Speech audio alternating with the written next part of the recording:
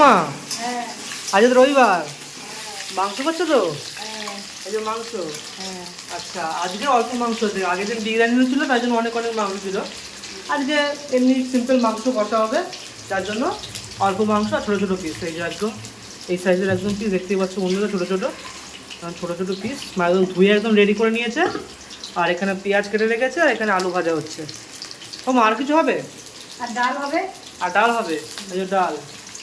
আচ্ছা বাহ, তো যাই হোক আজকে শুধু ডাল হবে, একটা মাংস হবে।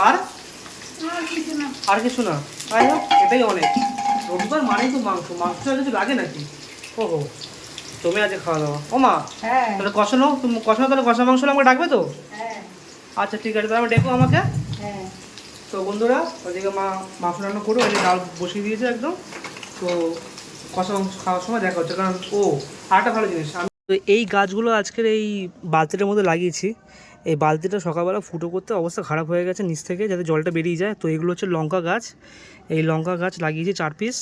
একজনের কাছ থেকে নিয়ে এসেছি, কিনিনি অবশ্য, নিয়ে এসেছি। কিন্তু যা রোদ উঠেছে শুকিয়ে গেছে।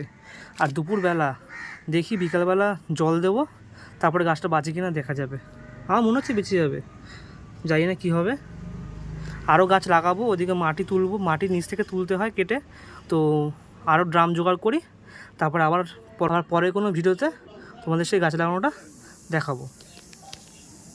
হ্যালো, এই তো বাহ বাহ বাহ, এখানে ডাল প্রায় হয়েই গেছে। আচ্ছা, তো দাও ক পিস নাকি? খাই একটু কষা মাংস, বেশি দিও না মা। কষা মাংস বন্ধুরা, ওহো ও তুমি খাবে তো? আসো আসো আসো, কষা মাংস সেই একদম, কষা মাংস খাওয়ার মজাই বন্ধুরা।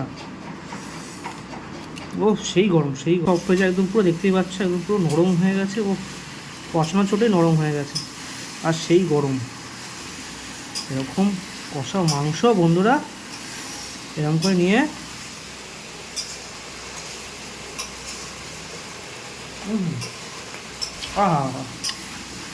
কষা মাংস স্বাদ ধরে সাথে মাখিয়ে কারা কারা খাচ্ছ অবশ্যই বন্ধুরা বাড়িতে জানিও। তো